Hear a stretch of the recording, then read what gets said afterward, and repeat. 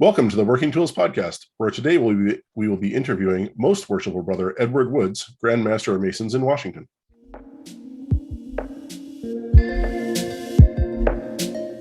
Ladies and gentlemen, brethren all, welcome to the Working Tools Podcast, a casual conversation around Freemasonry. First, it's important to note that our thoughts and opinions are our own and do not reflect those of our Grand Lodge or respective craft or concordant bodies. Please connect with us and ask questions via our website at theworkingtoolspodcast.com. Today on the Working Tools Podcast, we have all four of our usual cast of characters. I'm Very Worshipful Brother Matthew Appel, a member of Mill Creek Lodge number 243 here in Montlake Terrace, Washington. We also have Worshipful Brother Jarrod Dunham from Penticton 147 up in Penticton, British Columbia. Worshipful Brother Stephen Chung from Prince Charles 153 in Kelowna. Sorry, lost my brain there for a minute. Kelowna, British Columbia. I've only said it 1,000 times. And Very Worshipful Brother David Colbeth, who's a member of King Solomon number 60 down in Auburn, Washington. And most excitingly, we have our special guest for the evening, Most Worshipful Brother Edward Woods, who's the Grand Master of Masons in Washington. Most Worshipful Sir, welcome. Thank you. So as we were talking before the episode started, these episodes usually go along the lines of we want to hear something about your history, how you became a Mason, what made you decide to run for the Grand East, and some of the steps in between there, since I'm assuming there were a couple. You just want me to start? Yeah, sure. What made you want to become a Mason? When did you become a Mason? So I guess the first time I noticed anything about Masonry was when my wife's uncle, who worked out at the prison where I worked, he had a Masonic plate on his van. And there was a point in time where I'd kind of looked into it, looked at the website, kind of looked around, and then I just didn't really do anything further with it. I mean, I was intrigued. But at the time, I think I was involved with, special teams and doing things at the prison. And so I just set it aside with the intent to look at it later, and later just never came. A few years later, about 2004-ish, I was working in the max custody unit out at the Washington Correction Center in Shelton, Washington. And that's where I met Casper LeBlanc. He was a psych associate in my unit. And it was that year, 4th of July, he invited me over to his home for a get-together on 4th of July. And so I went over to his home, a lot of people there, a lot of great people there, had a fantastic time, went home, went back to work. Next year, he invited me out to his place again, 4th of July. Same people, very nice people, and talked to a lot of the brothers that I know today, not knowing these guys were brothers. And near the end of the get-together, I had a couple of past masters kind of pull me out front of the garage, and they kind of corralled me. And, well, you do kind of notice anything particular about this gathering. And I'm like, I'd picked up on small hints. I'd seen the square and compass on, the back bar, on Casper's bar, and a number of the men were wearing shirts that had the square and compass on it. But it finally clicked with me that, yeah, this was a group of Masons, and the group was very intentional that night, as was something that Casper typically did. And so, again, went back to work, just kind of thinking about some of the conversations I'd had with these gentlemen, got me to doing a little bit more reading and digging a little bit more into Masonry. And probably, it was probably a couple of weeks later, I went to my psych associate down in his office, and I said, yeah, I'd like to talk to you about something not work related. And that's when I asked him what I had to do to become a Mason. And so everything just kind of went from there. I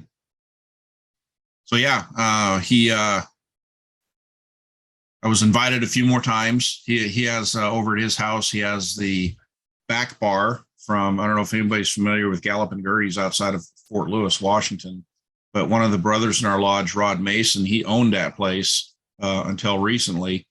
But the back bar that used to be in that place is now at Casper's. And so we called it Harmony North. is what we affectionately call it today. And we all ascend to that location once a month, and we gather together as brothers for a couple of hours, enjoy a beverage or a cigar, and then go home. So it's kind of our lodge outside a lodge, where we can have all of the conversations we probably don't have in lodge. I think that's the way we look at this podcast. Yeah. About how long ago was that? So that was in 2006. Became very involved in the lodge. I had asked for a petition after meeting a number of the brothers. I would suppose they probably put me through kind of a 6 steps process without knowing it was a 6 steps process at the time. But I got to know many of the guys from the lodge, and the more I got to know about them, the more interested I was. And I had figured out that I needed to be the one to ask for the petition. I mean, that had become clear to me with a lot of the literature I'd come across. And so I asked him for a petition, and the next thing I knew, I was scheduled for the degree, went through the degrees. He was my first mentor. And so we call him, Clint and I will call him our tour mentor, because he, while he was a great mentor to us, he just kind of kept Clint and I in line. When I met Clint a couple of years later, he joined the lodge. And when I say Clint, I'm talking about our grand secretary. But yeah, it started from there. I did probably the usual things that new Masons do in lodge. I helped out in the kitchen and anywhere they needed help with anything. Fireworks stand was one of the big activities that our lodge had.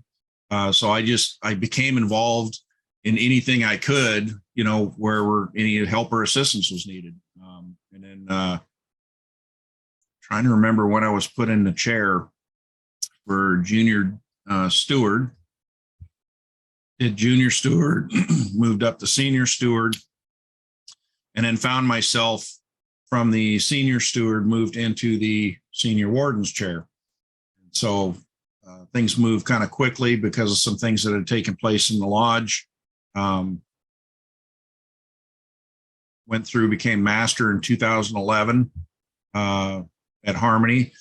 I can recall backing up, while I was working in the lodge for a couple of years before I got into the chair. Casper, he was pretty good about making sure you didn't do anything.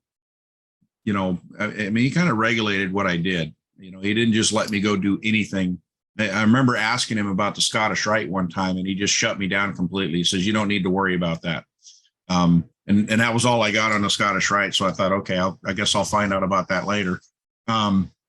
And I did. Once I had been, with the lodge for a couple of years, then I received, our valley typically will send out an invitation and invite you to an evening with the other Scottish Rite brothers. And then that's essentially, how you become a member of the Scottish Rite, if that's something you choose to move forward with. I'd always been admonished by Casper and a number of the other brothers to not take on too much. That was always burned into the back of my mind, is, don't do too many things, because you can get bogged down real quick. Shortly after I became Scottish Rite, I started looking at the shrine. It was like, it's like that. I think a lot of our new Masons will do that, right? You become a master Mason, and then, what's this? It's the Scottish Rite. Wait, hey, what's this over here? It's the shrine. You got York Rite, and I think very easily you can kind of get caught up in things, and before you know it, that 1 or 2 nights a week that you're talking about becomes 3 and 4 nights a month. Sometimes more, depending on what you get involved with. So being the good mentor that he was, I think he still kind of kept me focused on Blue Lodge. I became a member of Scottish Rite and attended meetings, but I really didn't get involved in the valley as much as far as, sitting in chairs. I helped out with degrees, helped out with meals, those kinds of things. But my focus was Blue Lodge at this point. And then, of course, having been put into the senior warden's chair, that gave me, that was my job that I had to focus on, because I knew I was going to be master within a year. But this is where I kind of didn't listen to Casper a little bit. I had become a lot more involved with the shrine And through playing, I remember I went to a Shrine Club meeting and we were playing, what is it? It's a video game, Wii Golf. That's what it was. And unbeknownst to me, the winner of the Wii Golf was going to be the president of the Shrine Club. That was what they decided that night.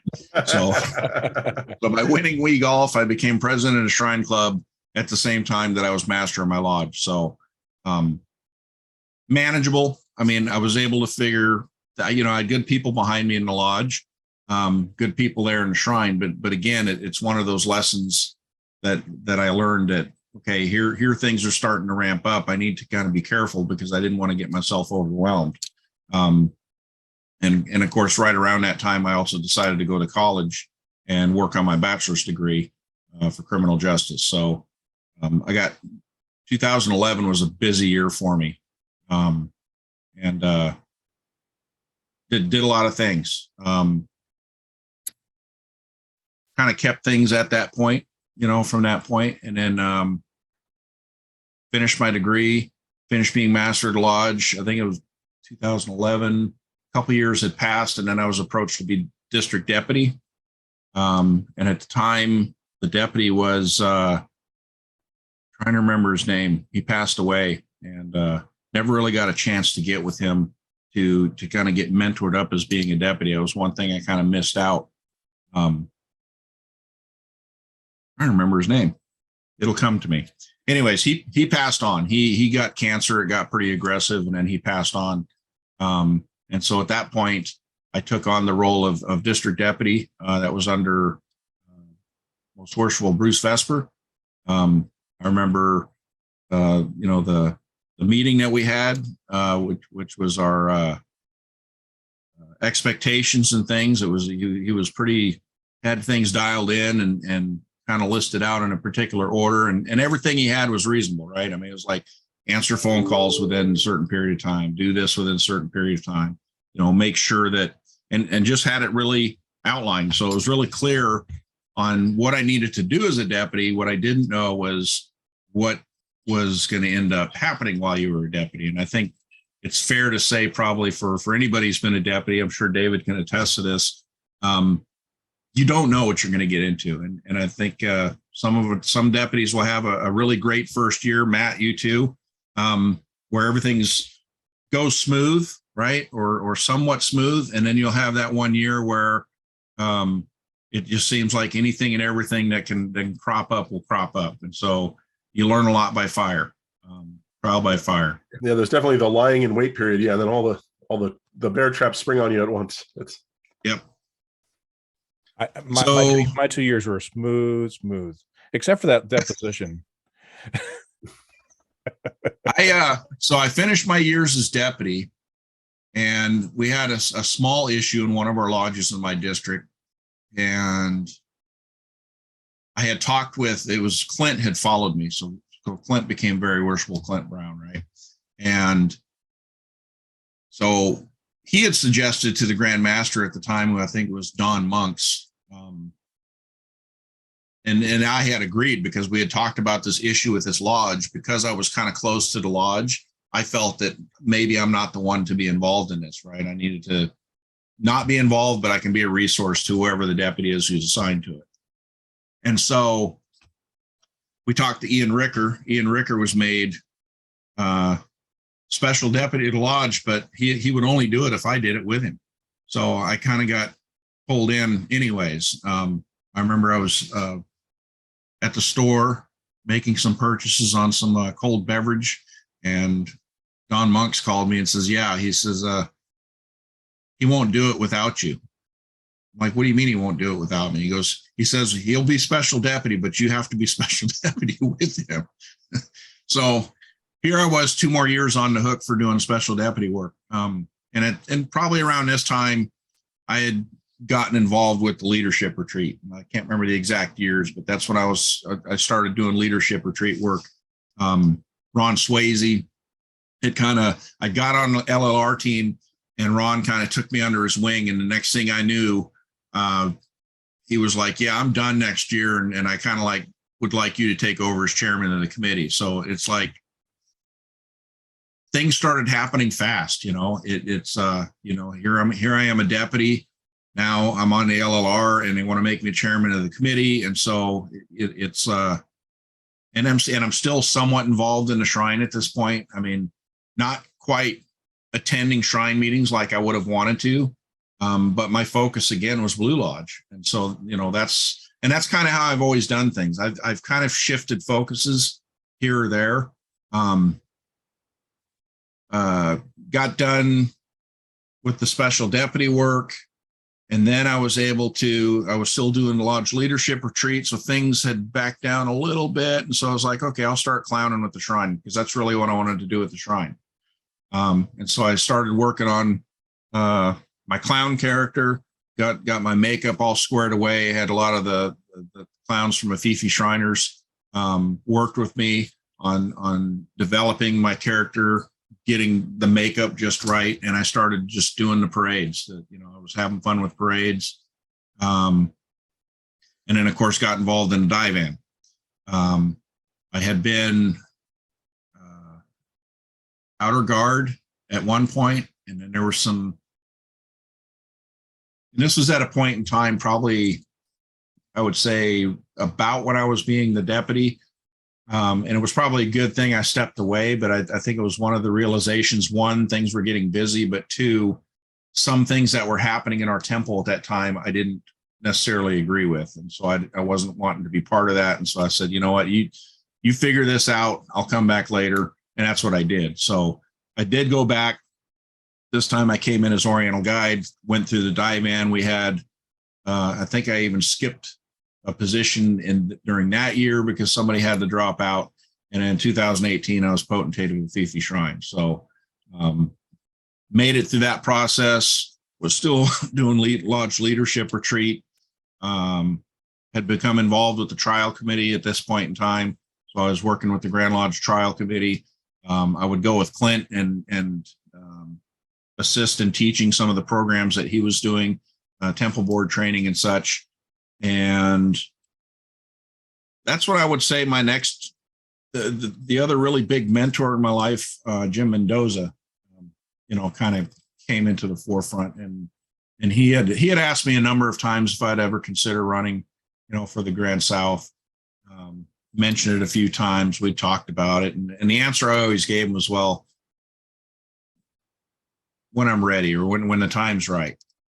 And that was kind of my standard answers, like when the time's right. I didn't have any urgency in doing this. It wasn't anything that I had in my mind from day one that, hey, you know what, I'm going to go and be Grand Master one day.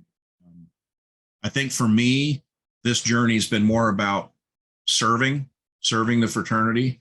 And I think that as things have evolved and the people that I've had to work with over the years who have been great mentors, and I say mentors because I have many mentors, and I think that's what we need to realize as Masons is that through your Masonic journey, you're not going to have just one. You're going to have many different mentors in your life that are going to influence the things that you do, the things that you take part in, and that's kind of what happened with Jim. He kind of encouraged me. And finally, he called me on it, right? I said, well, when the time's right. And he says, well, when is the time going to be right? He goes, you're going to wait, 20 years from now or 10 years from now or 5 years from now and maybe be in a position where you just can't do it. He goes, you can do it now.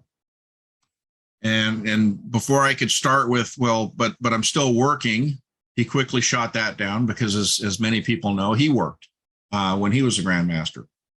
And so I think I owe a lot to Jim as far as, convincing me. And I've always been that kind of person. It's never been easy for me to kind of make a decision and go and do something on my own. I've always kind of held myself back. And that even started from way back. I say way back like it was a long time ago. It wasn't that long ago. But when I decided to go to college, because I started Department of Corrections in 93. It wasn't until 2008, 2009 that I decided to go to school. And I held myself back because I don't know. I just didn't have the confidence at that point in time to do that. And I think that's the thing that Masonry kind of gave me, because that ultimately was what pushed me to do college. Was all the brothers I talked to said, no, you need to do this. You can do this. They said all of the right things that just made me understand and realize that, yeah, okay, going to college, maybe it's not something I needed, but it certainly wasn't going to hurt. Some of my rationale was I had been working in the department from 93 up till present. I was a unit manager, and I felt I'd gotten pretty far along without, any education behind me. So I just didn't really, in some ways, I didn't see the value in it. But I think Masonry, again, was what made me see the value in education, and always trying to improve yourself through reading books and just learning new things as you go along. So I know I've jumped all over the place a little bit here, but everything's kind of intertwined, as far as, why I became a Mason. So what was just on sort of why you became a Mason? What were your expectations when you joined Masonry, and are they the same now, or were they met? Did you discover something different when you got here? I don't think I discovered anything different. I think that I knew working in prisons that my demeanor, I did not like being in public settings. My wife worked for her company, and every year they had a Christmas party, and it's like, hey, let's go to a Christmas party. I'm like, no, that's okay. I don't want to go to the Christmas party. I had started to learn that I didn't like being around people, and it just was the environment that I was working in the prison. I think that kind of did that to me. It's arguably a different society. There's different rules, and I didn't like who I was becoming. Somebody asked me this a couple of weeks ago, and that was probably it right there. I did not like who I was becoming as a man. And so when I come across Masonry and just talking with Casper, my mentor at the time, I think that I seen a lot of the things there in Masonry at that point in time, like I think many of our young Masons see, and that said, okay, there's something better out there, right? And I completely embraced it. I mean, I remember calling Casper one day. I was driving home, and some guy cut me off on the freeway. I can't remember what it was, right? And here I am. I'm starting to get worked up and start screaming at this guy, who cut me off. And then I remembered my charge from the first degree. And I felt horrible, right? So horrible. I called Casper afterwards. I was falling on a sword. I just felt I'd done something completely horrible, right? And I remember him telling me, it's okay. We have those moments, and the biggest thing is to recognize that, and be able to move forward. And I think that's kind of what Masonry gave me, was the ability to do that, the ability to talk to other men, to talk through problems, and it refocused me, I think, in a lot of ways. I think it's made me a better husband. I think it's made me a better father. A good friend of mine who had worked at the prison for years with me, he had hired on a couple of years after me. I remember he called me one day out of the blue, and started to ask me about Masonry, and it kind of took me by surprise a little bit, because he was kind of that person that I didn't want to become. And I don't know how to describe that. He wasn't a bad person, but just with the attitude, the interactions with people, there was just, he was at, when you're on special teams out there, I think it magnifies things. I mean, it's one thing to work as a correctional staff member, but then you get on special teams where you're with a bunch of other type A personalities, and everything's about, thumping the chest and, let's go in and get this guy and on a use of force or whatever. And I've seen it in a lot of young cops over the years. As I went to, SWAT training and SWAT rodeos, there's just this young attitude that I think young folks get when they come in, that in their career later on, it kind of irons itself out, and that's where we find our maturity, if you will. Anyways, he was that guy, right? And so I kind of asked him some questions like, well, why the interest? And he came right out and said it. He said, I have seen a change in you that he recognized. He's seen that change. And so I think that validated a lot of things for me when I had that conversation. And I, of course, became his mentor, and he became a Mason. And he's a good guy. He lives over in Walla Walla right now. That's where he ended up moving with his family. I think he's doing okay. Well, I'm just trying to interject. Was that around the time you had when he approached you? Had that been after you'd been worshipful master? I think it was right around that time. I was in the chairs going through the line, and yeah, it was before I was going to college. So yeah, that was probably the year when I was senior warden, when that happened. And so, I haven't figured everything out at this point, but I had learned enough from Casper and a number of the other mentors that I had in the lodge that I don't know. It was just it.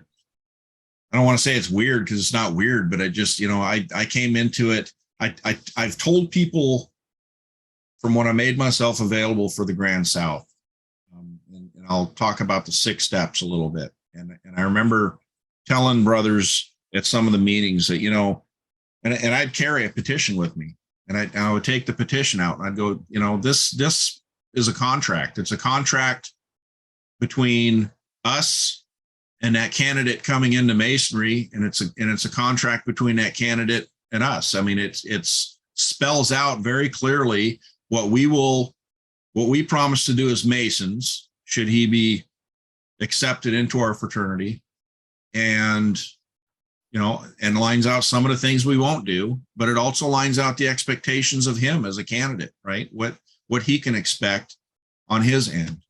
And so I think that's important. I think people really need to understand that. So, and I say that because I've seen so many times you'll bring a guy in to the lodge and you do a really bad degree.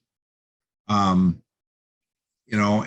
then maybe you don't keep that brother busy. And then after a while, he just kind of passes out the back door. And I think had that happened to me with my mentors, I mean, who knows where I would be today. But I think the guys that I had come in contact with over the years, I'm assuming they did all the right things, because here I am today. I'm Grand Master, and it's probably one of the greatest honors of my life at this point. I mean, this is one of the high points of my life. This was on par with getting my degree. It was an achievement that I can be proud of for the rest of my life. It's not something that can be taken away, and so I know I, for one, I'm going to pretend like you were talking about being on this show and not being Grandmaster. That being on this show was the greatest achievement. But absolutely.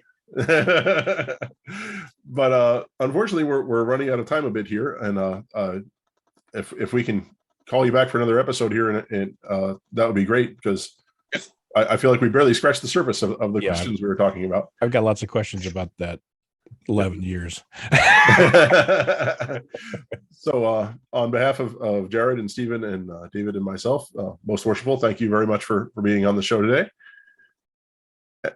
And we look forward to talking to you all again soon on the Working Tools podcast. Goodbye. Excellent. Thanks for having me.